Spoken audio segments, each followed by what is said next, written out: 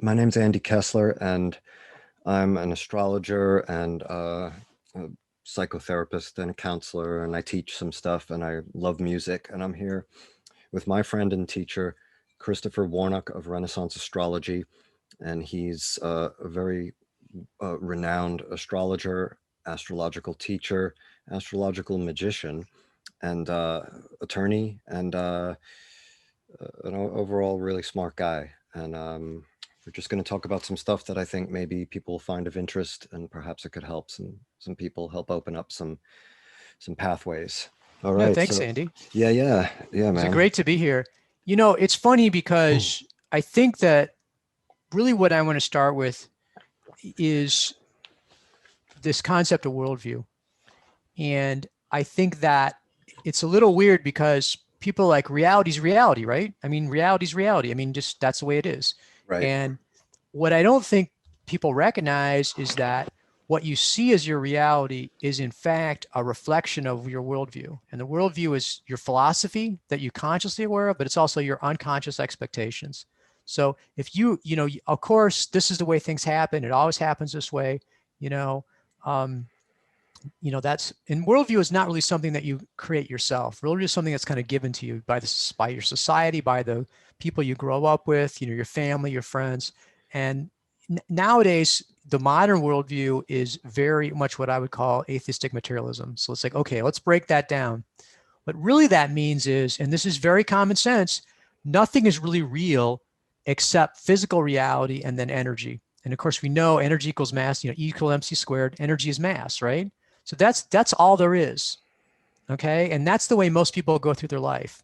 Right. So when I start talking about spirituality, I mean, that sort of means psychology, right? I mean, that's kind of, if you're nice about it, you can say, well, that's psychology, right?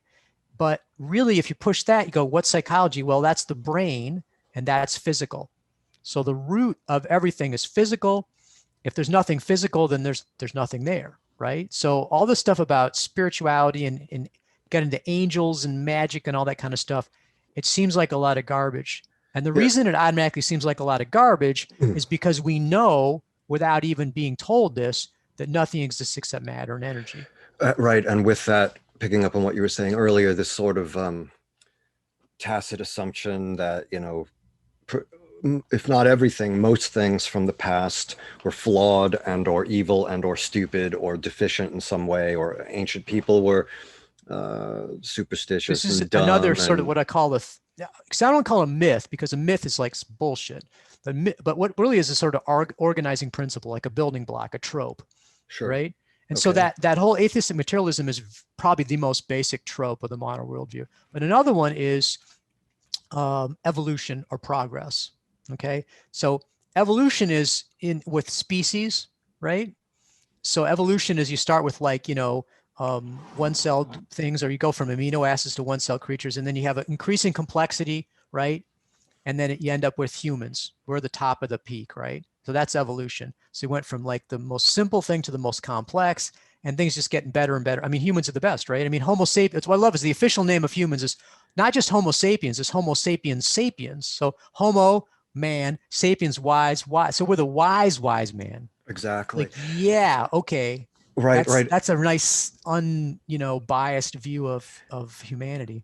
Couldn't we say also, with respect to just the idea of a worldview, right? That a worldview, it encompasses all that which configures meaning for us, that which is tacit or that we don't notice, force as well as things that we do, and that which is inferred, like for instance, you know human life is more or less around, it lasts for maybe around 75, 80 years, 85 years if we're lucky. And one of the primary most important things is we got to get money, because money means stability. Stability means opportunity and power, and just all kinds of other things like that. Or Well, that's you we can spin at what you have to do is like it's like a little thread. You pull on the thread and you right, just see what comes loose for that. So the money thing is interesting because it's like, okay, because why do we need money? Well, we have a capitalist society, right? right. And so, but if you pull that further, it's like even in a communist society, you need stuff, right? Stuff, yeah. And so which is true, because if you don't eat, you don't live, right? But is that all there is? I mean, is that really the most, it's interesting how money, they say money doesn't buy happiness. It's like, but everybody believes it does. Yeah. I mean, seriously, and it's like, acts that way. it's like the presumption of innocence in a criminal case. Like, you only have a presumption of innocence because everyone assumes if you're arrested, you're guilty. Right. I just brought it up as a maybe an example of a type of inferences or assumptions that we have that are in alignment with the worldview, or that stem from it, like you said, like a thread maybe coming out of it. What else? There was a bunch of I mean, stuff. if the point of your life is making lots of money, right? Right. It sort of makes sense, because what else would there be? I mean, there is no God, right? There's no purpose to life. So eat, drink, and be merry, like you pleasure, right? That's real. We can enjoy it. So let's grab onto that, because that's at least there, right? And again, but that whole thinking, that whole view is, to a certain extent, it's philosophical. You could say that's a nihilistic view, but it's also deeply embedded in people's expectation of reality. Right. You keep getting fed that to you, and that becomes a point, like that is your reality. Right. And from that, I think, can't we say even that part of the modern worldview, and this to me is very much in accord with a form of materialism, a form of humanism, in the sense that we are the best creatures, the best human types of beings that have been, and it's our duty and responsibility, and we are able to improve and make the world as we envision it. We're able to mold reality in accordance with the will. What you're doing is you're basically pointing out these things that everyone sort of takes for granted. Right? Yeah. Everybody knows this. It's something that everybody knows, everybody acts on. Everything you do, like I said, it's an organizing principle of the society of thing. And what I'm doing is coming at it and saying, you know what? This is a particular worldview. This is a particular reality, right? And it's possible to have different realities. And that's what the traditional worldview is. Like, if you look at pre-1700, they really looked at things differently. They lived in a different reality. Now, the modern view would be look at that, because one of our tropes, one of our themes is, like I said, this progress. Right. So okay. when you look at human society, the view is, well, the further you go back in the past, the stupider they were, the more messed up they were, they didn't know anything. And the closer you get to now, the more we have our act together. We're evolved. We're spiritually progress. We have technological progress, spiritual, everything. We're better in every single way than they were 100 years ago. And the further you go back. So that's just but is that really true? I mean, that's just one of those things. It's like, I look at the 20th century and I'm like, it's horrible. It's really awful, the stuff that people were doing. And it's like, part of it is the technology. I mean, they had the ability to do stuff that, there's probably, people killing each other all the time, but if with the greater technology, you have the greater ability to do that. So it's, what we take as articles of faith, right, are in fact just components of that worldview. And if you have a different worldview, you're going to have a different, you have different components to it, but you're also going to have different reality. Right. So and I think my reality, I can do magic. Right? Now, magic isn't magic. That's another thing. It's really interesting. It's like, what is magic? What is spirituality? Okay. It's like, magic is not Harry Potter, because Harry Potter is it's basically a form of technology to do material effects. Right? And if you're talking about a spiritual, whatever that is, it's not material. It doesn't do material stuff very well, And let me give a good example of magic. So there's a guy named Culianu who was a professor at the University of Chicago. Yeah. Yeah.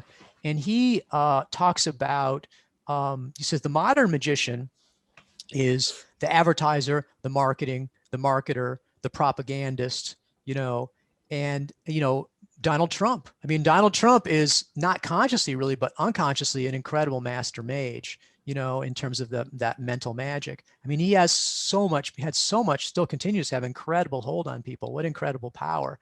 Now, physically, no, it's not, he's not doing anything Harry Potterish, like materializing things out of nowhere, but the incredible power that comes from that mass magic, that mental magic is, now people say, oh, that's not magic, but it's like, no, you're just conceptualizing it differently. And it doesn't make sense either, because it's like, well, from a scientific standpoint, I'll give you the facts, right? And yet people don't follow it. It's like, yeah, because that's just not how people operate. And it's not because people are bad, right? The scientist needs to orient to that. So that's what I would say is that mass magic, that's a good example of it, like advertising. I mean, incredibly powerful. Now people, because I don't even watch advertising. I have ad block on my stuff. I don't watch television. I never see any ads because I understand how incredibly powerful it is. Now, if you get advertising that's aimed at somebody else, it has no effect on you. But advertising that clicks with you, like, oh yeah, that sounds good, not just I'm going to buy it or mind control. It's like, yeah, it gets in your head, and it's convincing. And in fact, I haven't gotten anyone get to this point yet, but I actually teach a course in mass magic, and we start with Giordano Bruno. So there's a whole traditional framework for thinking about that kind of advertising. And I do magic all the time. I have a website. I do all this, podcasting, all this sort of stuff. This is a type of magic. Right. And just to clarify for a second for people.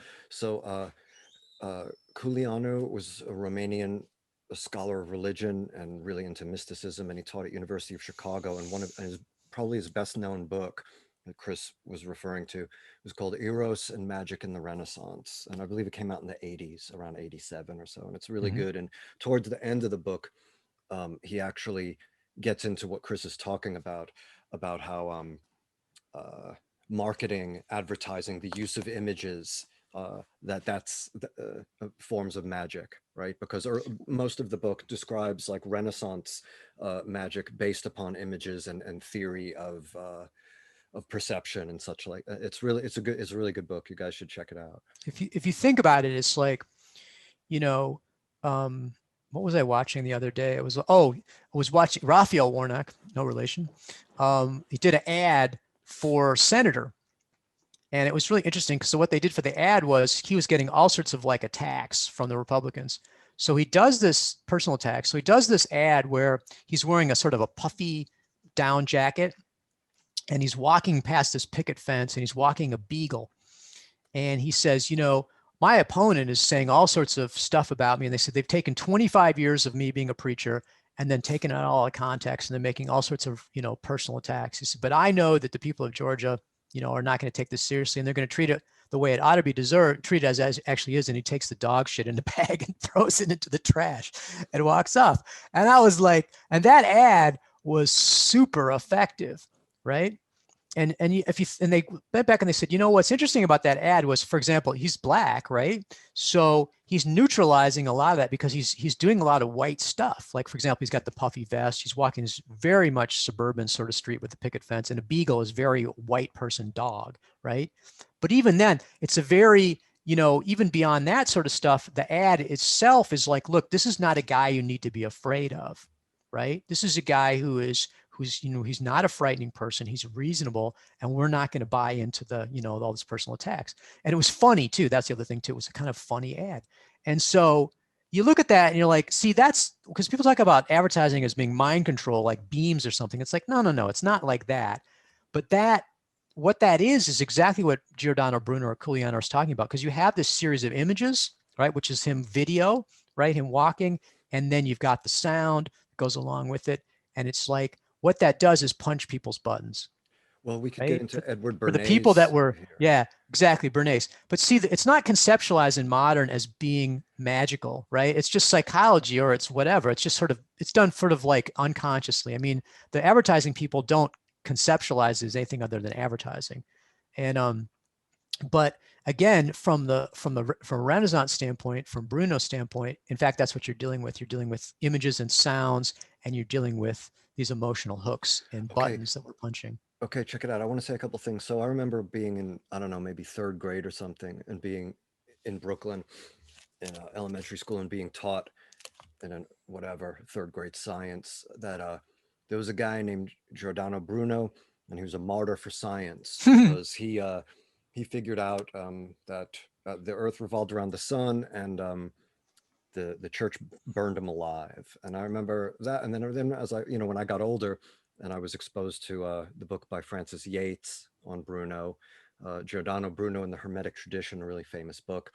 I was actually quite delighted and surprised to find that Giordano Bruno was actually, well, aside from being, I believe, a Dominican monk, he was what people today would call a hardcore occultist who believed in sort of an infinite living cosmos of living powers, and that he actually sought to reestablish what he imagined was uh, an ancient mystery religions of the Egyptians, and he was in a sense on a mission to sort of destroy what he felt was the corruption of the church. And that so the story that I had been fed as a little kid was quite far from the truth. And I mean, also yeah. It's interesting because he was not burned at the stake because of science. He was burned at the stake because he was a magician, Right. you know. Sure. And so the thing about it is that science has this whole mythology of persecution,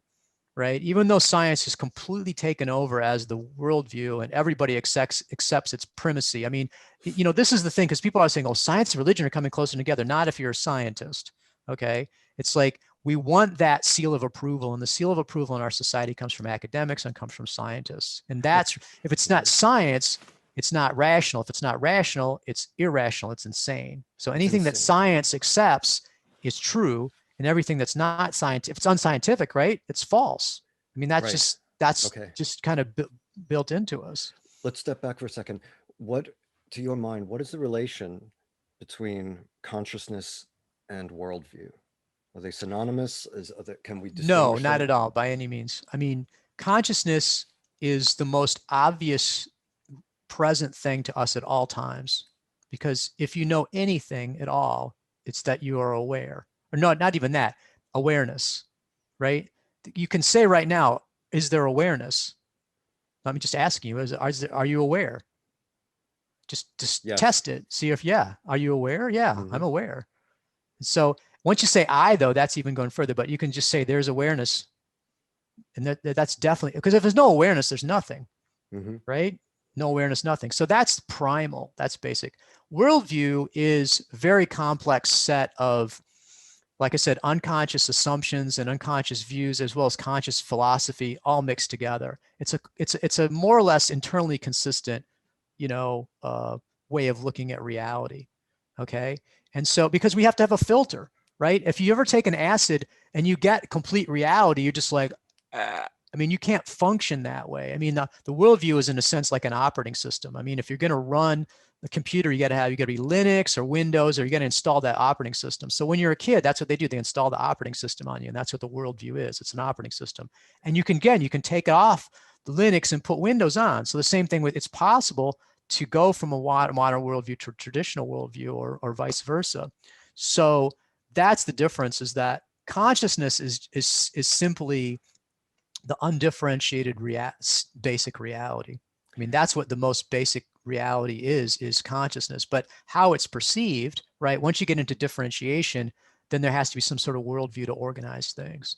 And so in a practical sense, you have to have a worldview, and you can't say that they're wrong, right? Now, my personal view, like I like chocolate, I like vanilla, is that the modern worldview has a lot of holes in it. I mean, it doesn't seem to be the most effective worldview to my mind, but that's not to say that people that have the modern worldview are wrong or crazy or anything like that. It's just a different view of reality, and a different reality. It's not a different view of reality. It's a different reality. They're living in a different reality than I am.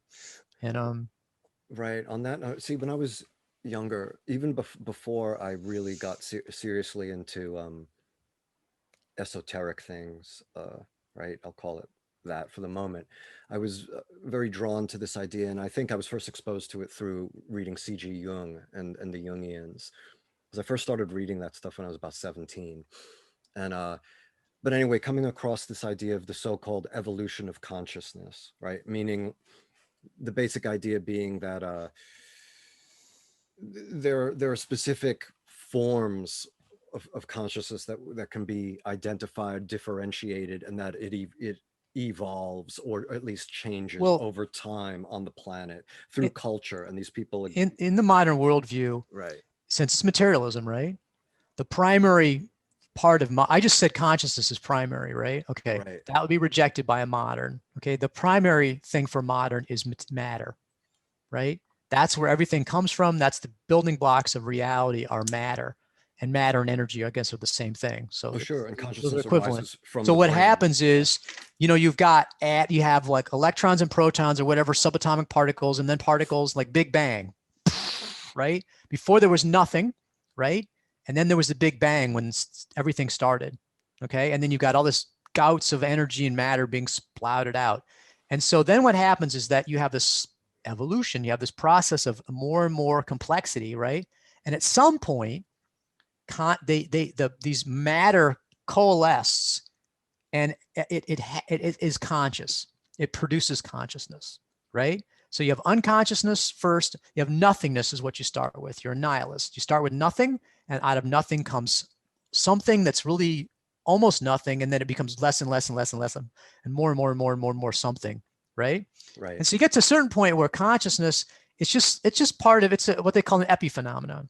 So if you put enough stuff together, you get consciousness, and it's really not that important, and we don't even know what it is, but it's something that happens, and we'll just take it for granted, but really what's important is matter, and matter comes first, because it's not that it's the brain that thinks, right? The brain is conscious, and that's what happens. We know that because it has to be that way, because everything's based on matter. Anything else is crazy. Don't tell me anything else, because you're wrong. That would be crazy. Whereas I'm saying consciousness is primary, right?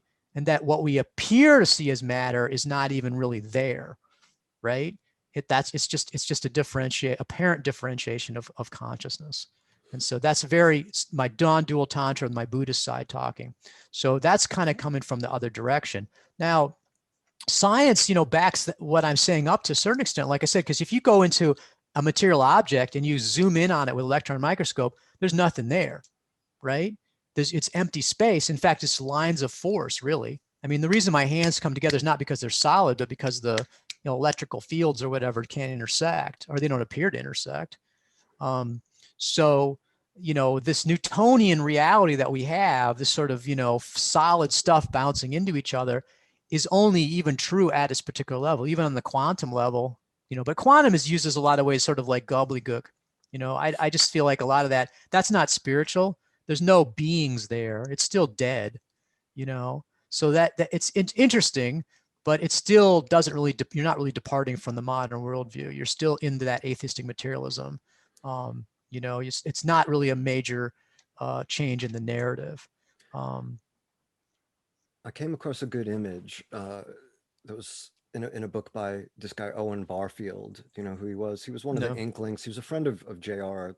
Tolkien and C.S. Lewis, this group of authors, of English authors. And he was a mystic and a really good writer.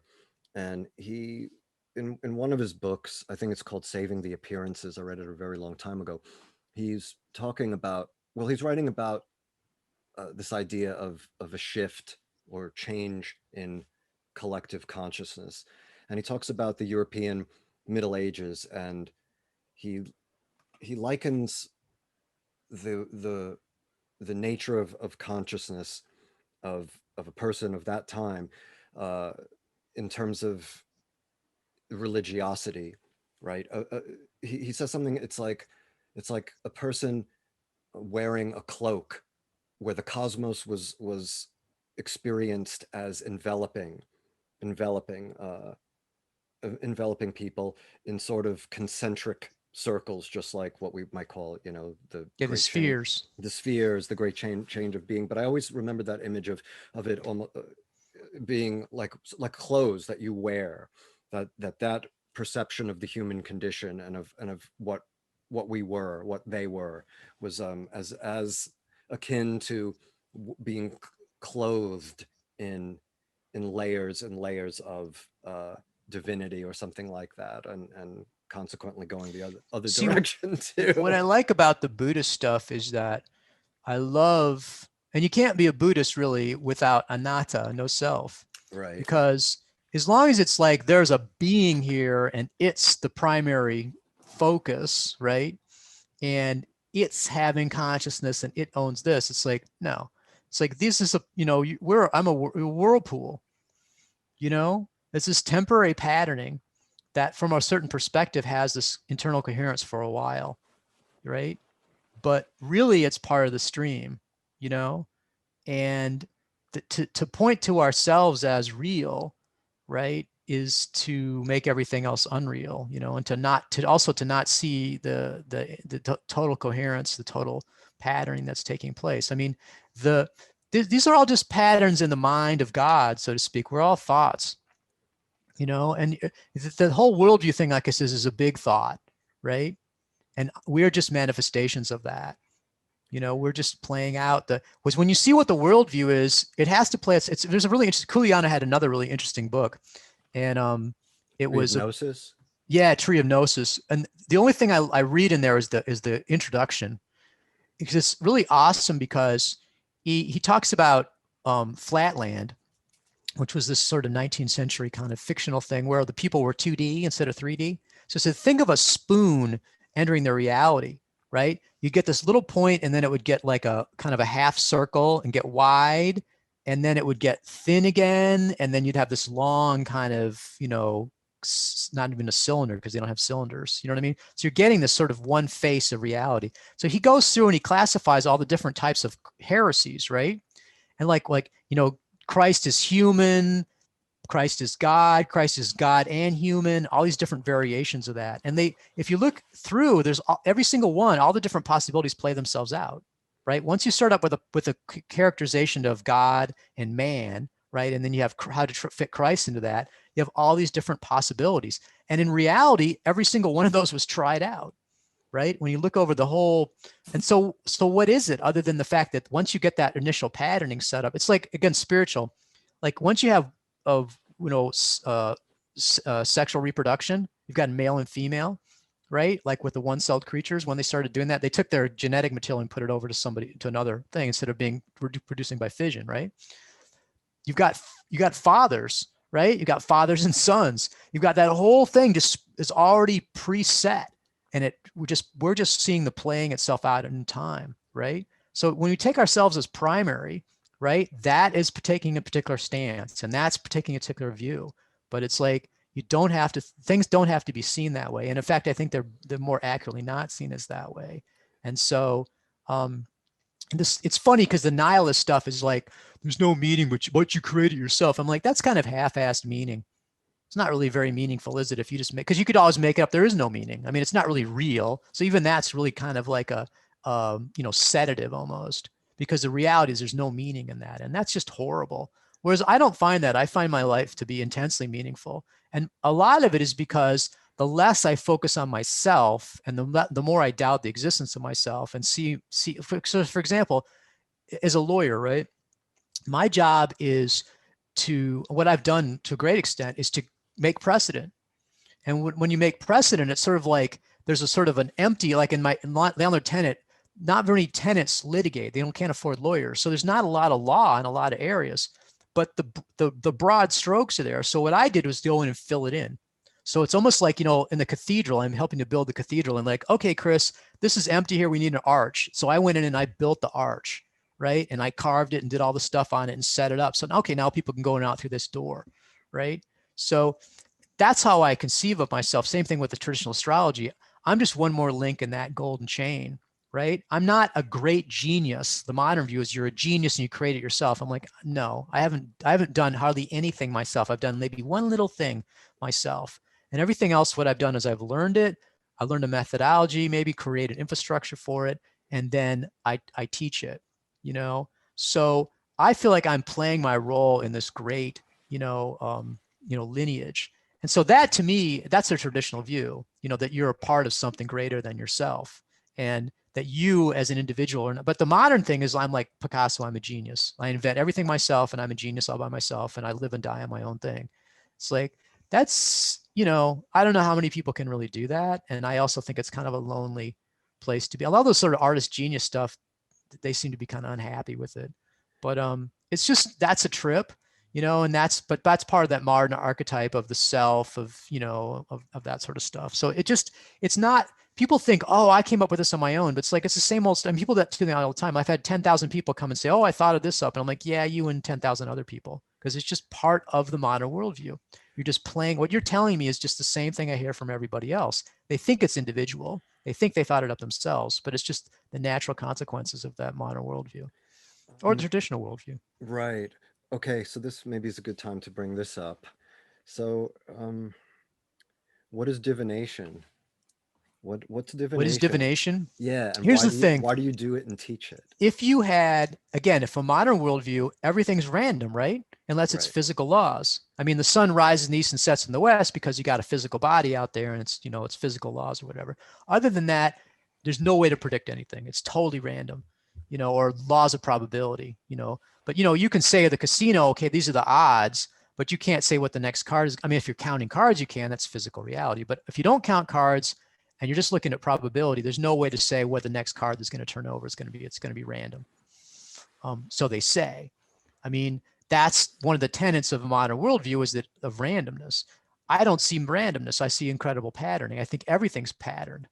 And so if you can see the pattern, if the cosmos is one great unified spiritual being, right, and everything's connected, and it's not equally connected, though. Some things are more connected to each other. If I can see these spiritual cycles, for example, the cycles of the heavens are really obvious. I can see the placement of the sun and the moon and the aspects and everything 10,000 years in the future, 10,000 years in the past. That reflects underlying spiritual cycle.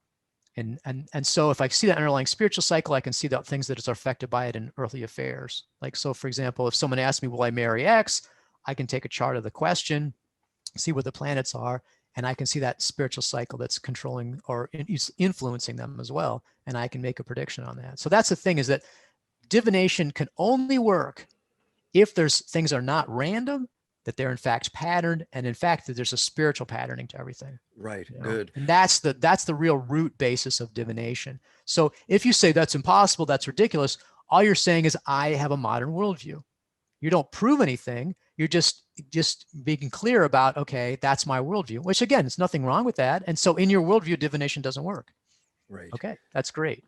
But it is possible that divination works. It's logical if you have a worldview that allows for that spiritual connection and spiritual things. So that's the difference. It's like, not like people just, now there are people that are crazy. There's just a lot of new age stuff that's a little bit, credulous and things like that, or people that don't know what there's conspiracy theory people or crazy people, right? But I mean, I've done tons of divination and I've got it right. I mean, I don't get it right all the time, but I often am correct. So I have some empirical experience that it works, and I have a philosophy or a worldview that makes sense. I mean, it's not crazy to me to be able to do divination. And so, I think that does, I think, put into perspective a lot of what you were talking about in terms of like, well, how does worldview relate to this stuff, and why is this stuff, why are people doing this crazy stuff? Because to them, it's not crazy. Sure. And I'm sure you've seen this, that it seems like astrology is getting fairly popular now, maybe more so than it was 15, 20 years ago. I just wanted to kind of put out there that, to my mind, unquestioningly, astrology is a form of divination, and divination it's seemingly always been with human beings. Almost every culture imaginable has had some form of divination. Could say that divination is a ritualized way of accessing deeper knowledge, deeper forms of knowledge. I mean, why are people doing it today? I mean, people who maybe... The modern answer to that would be because people are weak and they're foolish. Yeah. And they don't understand the true science. And the true science is that everything is random. But people are weak and they want some kind of sympathy. And because here's the thing, there's an organizing myth or archetype for scientists, right? And that's the Promethean myth, right? And they grabbed the fire from the gods, right? They stood up as an independent individual. And what they're doing is that we know that there's nothing matters and everything's random and life sucks, but nevertheless, I'm a brave warrior and I will stand up on my own and I will create my own meaning and I will do this, scientific method or whatever it is. And so that's the thing. And so they're like, okay, divination's okay for you weak losers, right? Because you're just a bunch of wimps and you want to know what's going to happen. So you just fake up this stuff and you just believe in it because you want to, not because it's real. It's all garbage. Everyone knows it's garbage. But me, who is very strong, and I don't need that artificial bullshit because I'm so knowledgeable. Now, what's interesting about it is that, I actually got pretty seriously harassed by the state bar for being an astrologer. And there was, I get this definite sense of almost panic from the elites This was in with this sort of Iowa. stuff. Just Yeah. yeah. And if you come in and you're like talking to an academic or a scientist and you're serious about this stuff and you have a coherent view of it, it freaks them out. It's like a ghost story. I mean, because they, in the back of their mind, I think they know there's something to this stuff. At least there's some weird stuff out there, you know, and they're freaked by it. Now, they could also be freaked by the fact that you're so insane as to believe in it, you know, but nevertheless, it's weird how emotional they'll get about this stuff. I mean, if you ask an astronomer about astrology, they'll almost literally foam at the mouth. I mean, it just gets them so angry and upset. And you know, partly because I think it would be tedious to, you know, because it's funny because I mentioned to somebody I was an astrologer and people asked me if I worked at the university, and I thought that was pretty funny. But Yeah. no, there's a lot of confusion between now. The Guido Bonatti, who was a very famous medieval astrologer, wrote a book called Liber Astronomia, so the book of astronomy. So at the time in the Middle Ages, there really wasn't a strict differentiation between astrology and astronomy. But Sure. essentially, astronomy is the physical bodies and the movement, and astrology is the interpretation of the meaning of what those cycles mean, and using it for, as you say, for prediction. So to be an astrologer, you need astronomy.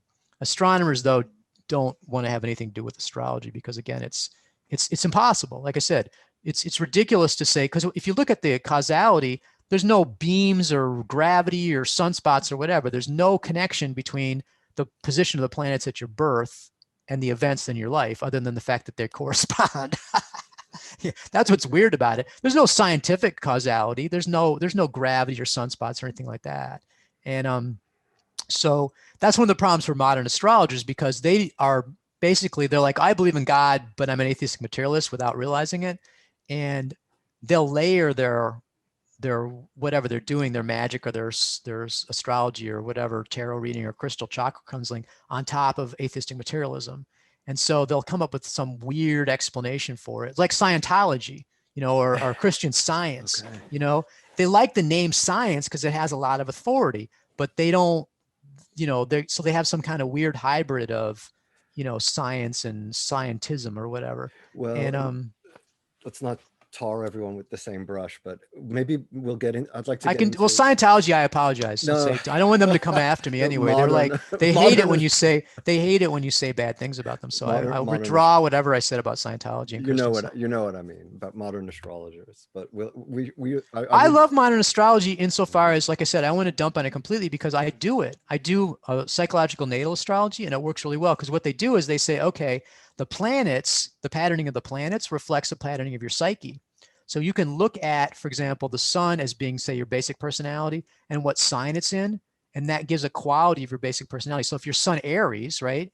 Aries is like fiery, enthusiastic, loves change, restless. That tells you something about your basic personality.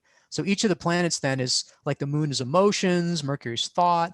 The sign that they're in then gives the quality, and then you can look at the interactions and I mean, I love doing that. I love looking at the chart, and it's almost like a Myers-Briggs, you know? I can have an complete psychological breakdown and all the patternings and I particularly like looking at shadow side of people. So I don't want to be in any way interpreted as saying I don't like modern astrology, but I'm just pointing out that there's sort of tendencies that people have. And I mean, if you ask someone what kind of astrologer they go astrologer. I'm like, well, that means you're a modern astrologer. right? I mean, because Sure. they don't recognize that there's different schools. You know, and I think that goes with worldview too. It's like there are different ways of reality. We need to understand the wide variety of possibilities out there. Well, I recognize it, and you know that, but maybe we'll get into that at another point because that's a whole other discussion. Can of worms. A whole other Can of worms. vat of worms. Exactly. Yeah. But as you know, I've been trained in and practice evolutionary astrology. I learned from Jeffrey Wolf Green and others, and I've gotten, well, I don't want to get into a more technical survey of my astrological journey. Not yet, maybe another time. Let me ask you this. So earlier you spoke a lot about magic. Why? What is this magic? I don't see a big, because they'll make a differentiation between like religion and magic or spirituality and magic. Okay.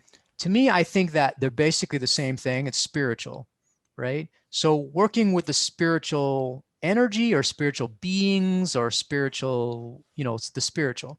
And so there's tendency to make a sort of a rough differentiation between magic is doing stuff to get something, for a specific effect, using the spiritual for specific effect, and then religion is or spirituality is like for just general positive stuff. But I don't think I don't really see a differentiation.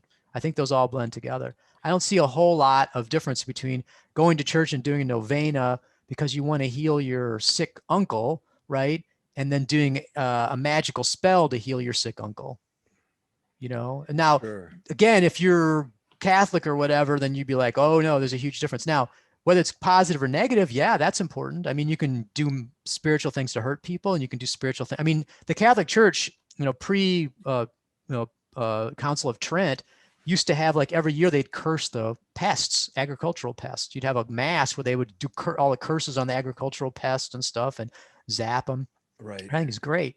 And so, there's also, you can do magic for, like, theurgic magic, which is for spiritual, knowledge and for direct union. So Iamblichus, who's a late Neoplatonic philosopher, was really gave a lot of explanation of talking about theurgy. So that's spiritual magic. So I really don't see a whole lot, other than as a pejorative, like they'll say, oh, that's magical, that's bad. I don't see a whole lot of difference between them at root. Obviously, whether you do it for a good purpose or bad purpose, or you do it for a specific purpose versus you want to hang out with, you just want to show your devotion to saint whoever or whatever angel. I mean, there's definitely a qualitative difference between those. But I think ultimately what you're doing is you're working with the spiritual realm. Okay. And that's, to me, there's a unity between magic and religion and spirituality insofar as they're working with the spiritual realm. Sure. Well, let's get a little more into that, because it does seem that there's, or has been with a lot of people, a kind of a widespread, in my view, unfortunate conception that something that's, if you're a truly spiritual person, it means you're trying to somehow engage with or focus your attention on the transcendent, and that often takes the form of for instance, a transcendent creator god in one of the traditions, Abrahamic tradition or whatever.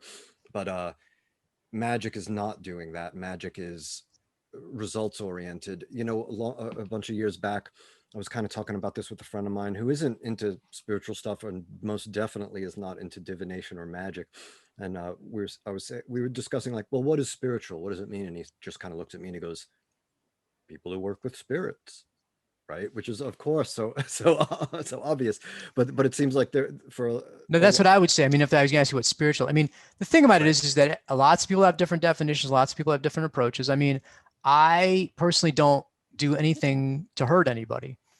I won't do any malefic magic whatsoever.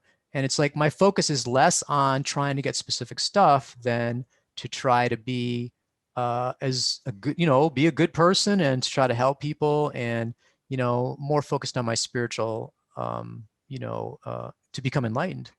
Okay, so that's kind of, but I have a more Buddhist, but the thing about it is that if you look at Buddhism, they've already integrated astrological magic into it. If you go to China or Japan, they'll have, you got the Buddha and you got Bodhisattvas, and then at the Diva level, which is the God level, you got all the planets, and there's all this sort of Taoist and Japanese Onmyodo magic that has to do with the North Star. And there's a lot of astral magic and astral sort of, spiritual stuff mixed in there.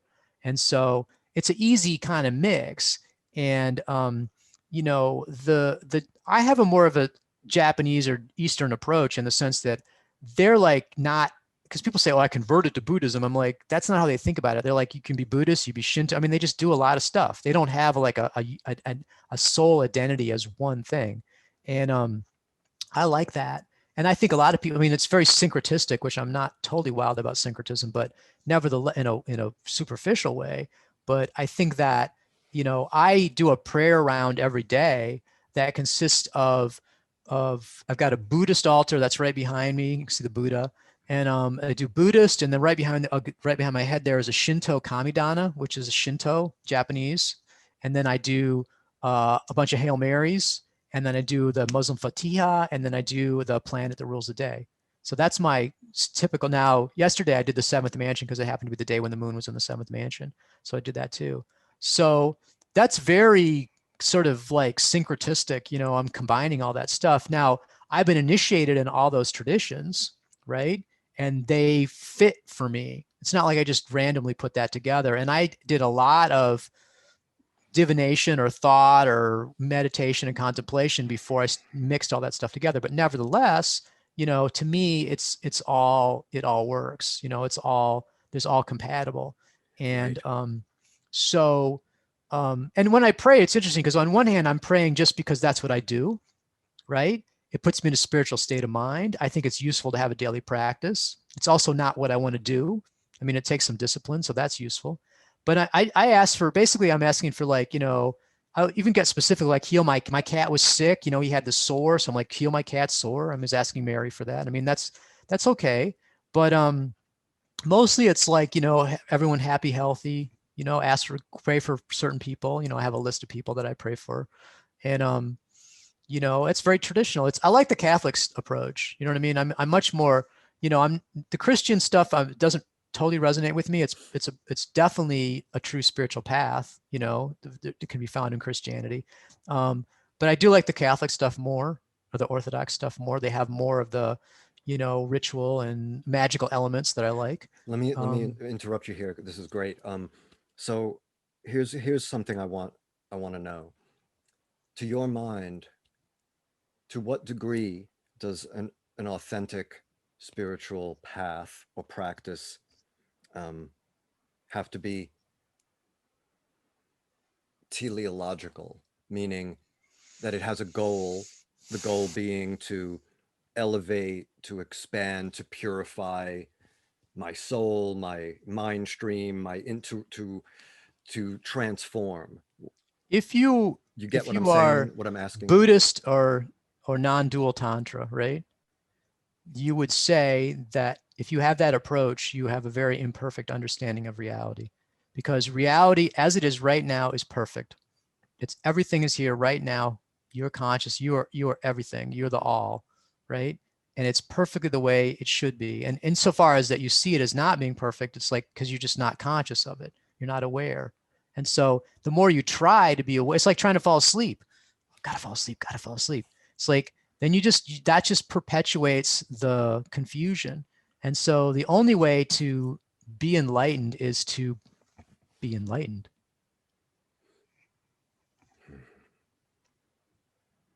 So that's just, as the more you strive, you're still a seeker. I mean, if you're going to be, you're a seeker until you find, seek and you shall find, knock and it shall be open for you. But once it's open, then you don't need to be seeking anymore, and the goal's already right here. I mean, I'm getting Buddhist, but it's like, this is it. You don't need to do anything more. The enlightenment's in the palm of your hand. And why So magic? that's Zen. Right. Just because I got something to do. Give me something to do. I love it. I love magic. I mean, magic's so cool. It's what I do. It's what I am.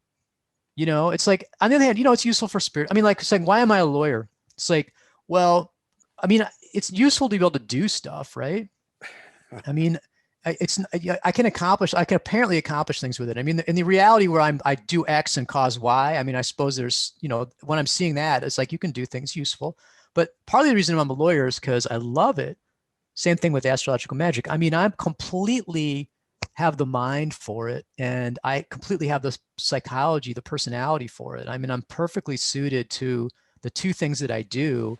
Just suit me really well. I'm really blessed to do stuff that I love. Now, that doesn't mean I always like what I'm doing. I mean, you have difficulty with customers or clients or whatever, blah, blah, blah, blah, blah. There's all sorts of things going on, but I am manifesting who I am, and it's like, why does an eagle, like my cat, I mean, my cat is incredible. I mean, he does get to go outside, but he will hunt rabbits. I mean, when he was younger, he would be catching these rabbits bigger than himself. He'd be dragging it along. I mean, he was incredible. I mean, he can jump. Like, we have this like hole in our wall, and he can like jump right up to that hole without just like moving at all. He can just like, he's an incredible athlete. I mean, he's so happy to do what he does. I mean, he is what he is. And I feel sorry. Like, if you think of a cheetah in a cage, right? That's really sad because it can't be who it is. Now, the problem is, people are like rich man, poor man, beggar man, thief. I mean, some people, their thing is to be crazy, and so it's like everybody's got their dharma. But so that's like, why am I a magician? It's like, because what do you get out of it? I mean, that's a very materialistic that's the approach. And I had somebody like trying to post on YouTube saying, let's forget about all the satisfaction and happiness stuff. What material effects do you get? And I'm like, look, that's where you are. I mean, you're a materialist. That's what you ask for. And it's like, you think you're asking something because you thought of it. It's like, no, you're just a manifestation of your worldview. And I'm like, and your chart, if I look at your chart, I can say, this is what you're here for. Everybody's here to do something, learn something, do something, experience something, do whatever. And it's like, I ultimately I do magic because that's what I do, because I'm a magician. Okay. You know, Good. and if I say I do it because of X, Y, and Z, it's like that's because that's imposed over it. It's like asking the oak tree why you're oak, why do you have those leaves, why you know, that's what I am, you know. And so that's what I would say about this stuff is like the you know, see that there is another reality than the one you inhabit. Exactly. That's just like realize that it's possible. And these are little glimpses of it. And it's like, so some people are like, nah, I'm not interested. Other people are going to be like, there's an itch. Right. That's why you're a seeker. A seeker has no choice but to be a seeker. And you just get this itch and you got to scratch it. And for 1 in 10,000 people, that turns into the spiritual seeking, you know, and you find like Castaneda talks about a path with heart. Like there's no one that's right for everybody. And it's like, what my patterning is that I have teachers that are either sick or like aggressive or angry, because I have Mars rules rules the ninth. So, and I'm very rebellious. So I never stick around with any teacher that long. You know, they either get, I had 2 with Parkinson's and 1 with MS, right? Of my major teachers. And then other teachers I like, you know, I didn't say get in arguments with, but anyhow, they just didn't, you know, it doesn't, I get what I needed and I moved on. You know what I mean? Which is in a way it's good because I'm not stagnant with it. You know, other people will find somebody and that's perfectly satisfying for their entire spiritual thing. So it's like, it just depends on the person, on how it's going to go. And I think the chart is really interesting. I mean, you look at their chart and you can see some, like I have a mage reading, you know. Now people sometimes say, well, they're expecting like, okay, go to this particular door and knock on it at 3 p.m. at 7 p.m., you know, 716 South Street. And that'll be your spiritual. I'm like, I can't get that specific. Like, oh, you know, should I do this kind of Buddhism or that kind of, I mean, I'm not going to give you that in the chart, but it is kind of interesting to see what your preset, you know, spiritual impulses and stuff. And you'll know it too. I'll tell you and you'll be like, oh yeah, I knew a lot of that. So that can be kind of interesting. There's my sales plug for the thing of the thing. But nevertheless, like I said, I think that's the reality of it is that insofar as you think I do things for a purpose, that's kind of, that's often from the modern worldview. Okay.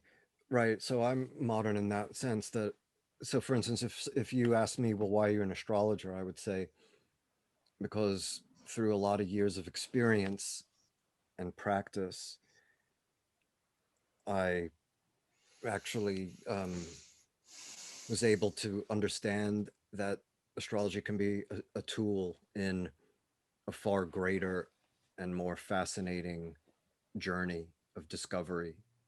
Well, that's true too, though. And I mean, that's the insight. thing is Sure. that's Right. the thing is, it's like, but that's not what is it for in terms of like, what do you get out of it? Like, it's going to get $5,000 or $3,000 or No, what's it going to cost no. me? It's like, it's a tool, you know? And like I said, the spiritual discovery stuff is interesting because basically what astrology is the practical application of, it's a hermetic art, right? Attributed Okay. to Hermes Trismegistus. And so it's a Can you practical say what that application of is? Can you? Hermes Trismegistus was, is he a man? Is he a god? It's very confusing. Mythical figure. I don't know if it's, who knows? I mean, it's kind of confusing even in the stuff as to whether he was a human, but anyhow, he's sort of the patron saint of magic, astrology, and alchemy, right? And that hermetic philosophy is all like Taoism. So you have, everything comes from the one. So everything's connected spiritually. So you can do a lot of really cool magical or divinatory or alchemical stuff because of that spiritual connection of things.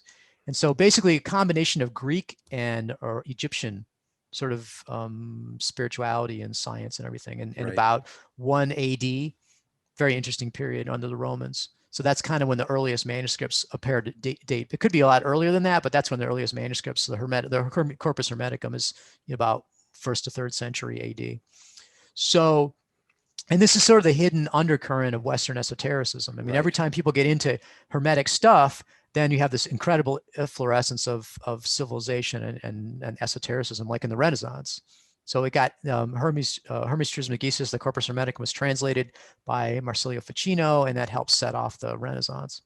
And we're getting it now. I mean, we're living in a occult or esoteric Renaissance right now. It's an incredible amount of stuff coming out and people doing amazing work. And I'm able to do all the stuff that I do For sure. because of it. So, but the Hermetic, you know, that philosophy, right? We have a practical use of it. And then we can see, yeah, you know, that philosophy is workable. You know, it's maybe not the 100% explanation of reality, but it's a really interesting model. And if we see that, if I do the talisman and I get an effect, or I have a, you know, sense of it or whatever, or I do the divination and it comes out correct, you're like, you know what? That philosophy works. I think maybe it would be a good time for me to sort of just throw this in, that to distinguish between, maybe, I don't know that this is the primary difference, but if we want to talk about esoteric philosophy or philosophy in the ancient worlds, it's not just philosophy of abstract discursive thought, a bunch of guys sitting around. See, this actually kind of bugs me a lot when I just keep encountering the assumption that, for instance, so-called pre-Socratics or even Neoplatonists, that they were just, you know, sitting around being and kind of just like fucking around and coming up with ideas in the, or I mean, isn't that what a modern philosopher does, though? I mean, basically, they all work at the university, right? Yes, they make up this stuff that they don't believe in, or they study stuff they don't believe in, when everybody knows that that it's all random, right? Right. We don't need to have any spoken philosophy is ridiculous because if it violates atheistic materialism, right?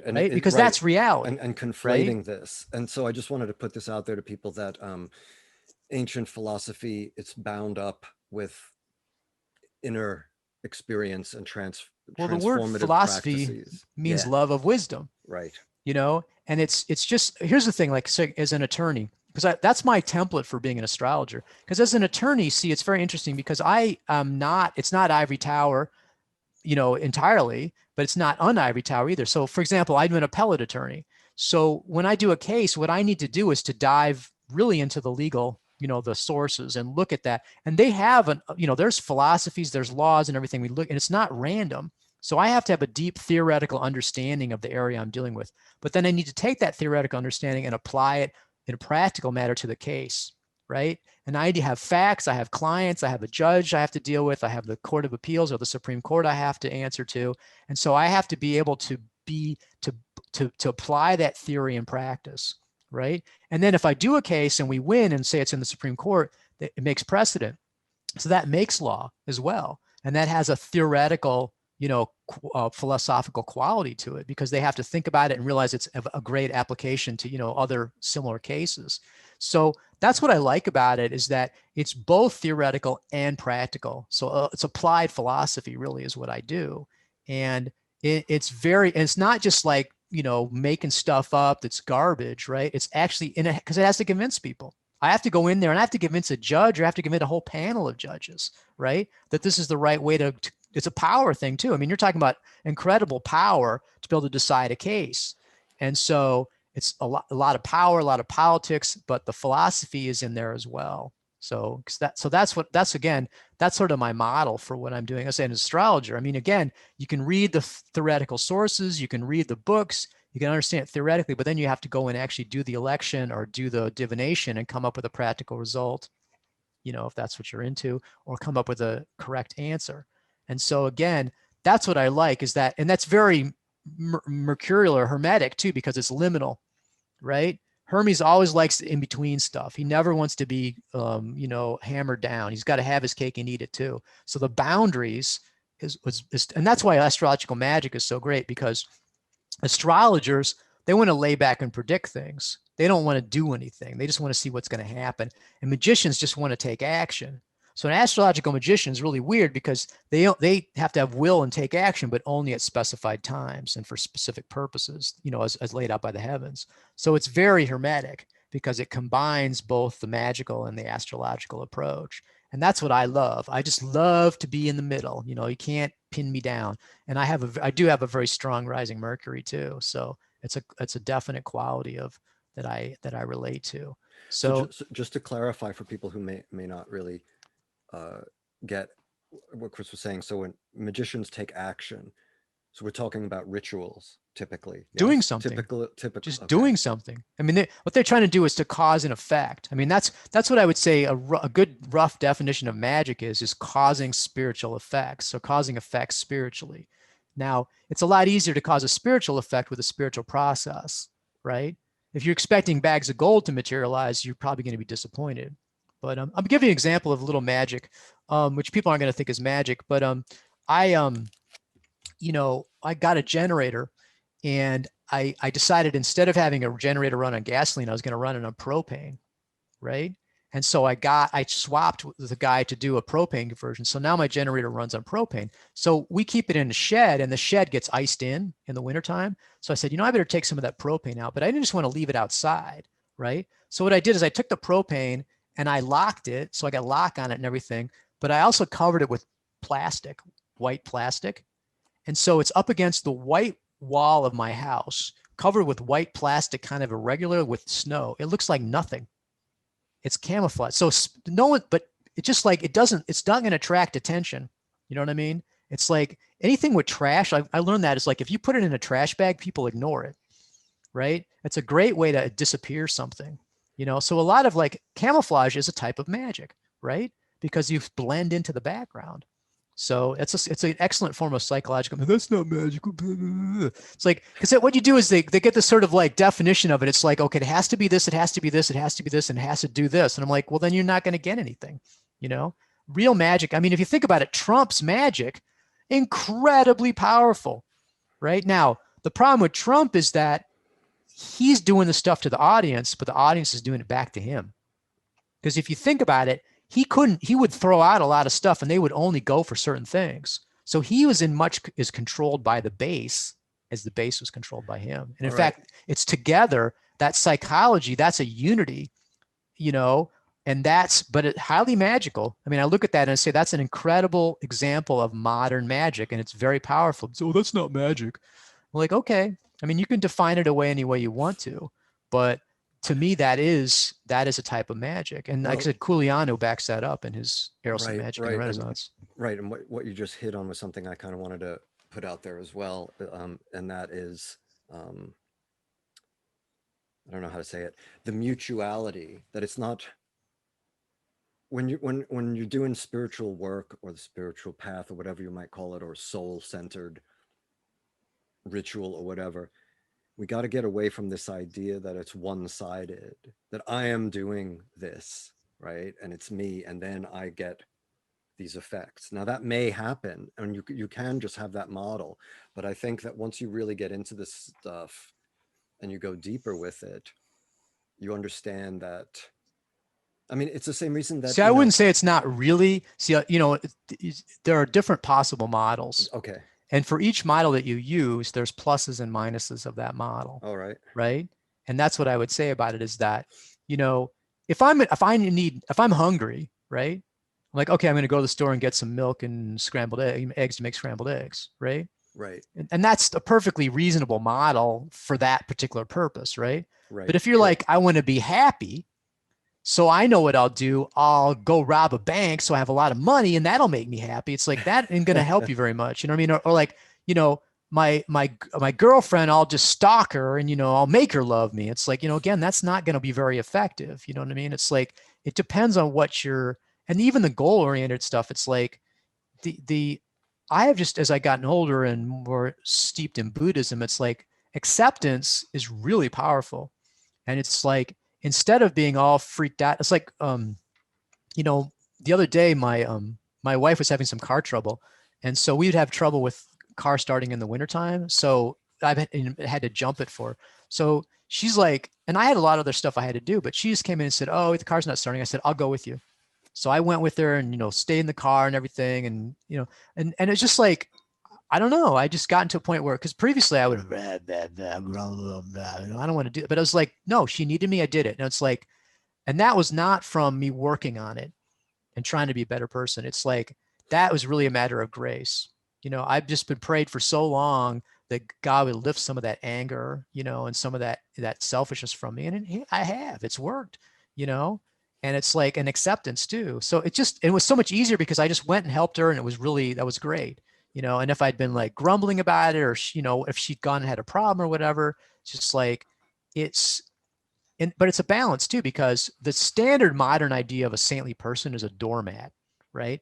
And you just let everybody walk all over you. You do whatever anybody wants. You never, you just let yourself be totally abused.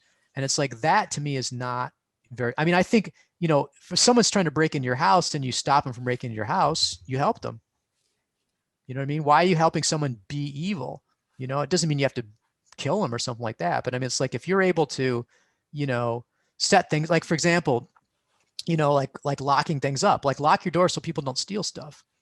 You're helping people by doing that. If you're stopping them from stealing, that's good. It will lead us not into temptation. So I think, it's that whole, like, I don't know if you're ever familiar with Al-Anon, but it's like you can love somebody and you set up boundaries. I mean, I'm a Sun Pisces, so I have a heck of a time with emotional boundaries, but it's like, you're helping people a lot. And like, same with the customers. I have people come to me and they're wanting me to do stuff that I don't do, or they have an unrealistic. I had somebody the other day say, can you predict the exact day when this is going to happen? And I'm like, no. I mean, it's not even worth, that person has an unrealistic expectation of what I can do. And so it's just best not to have them as a client at all. I mean, I tried to explain it to them and they just were like really focused on, they need to know what day. I mean, the thing might not even happen. That's what's funny with people. It's like, when will I be elected president? Will it be in 2022 or 20, whatever? I'm like, you're not going to be elected president. So this, when will I become X, is assuming a positive answer, which may not be true. I mean, it's going to be either negative or a positive answer. And then the exact timing, it's like, yeah, maybe on Harry Potter, they can do that. But if I can actually accurately predict, 60, 70% of the time, that's amazing, just to get the yes or no.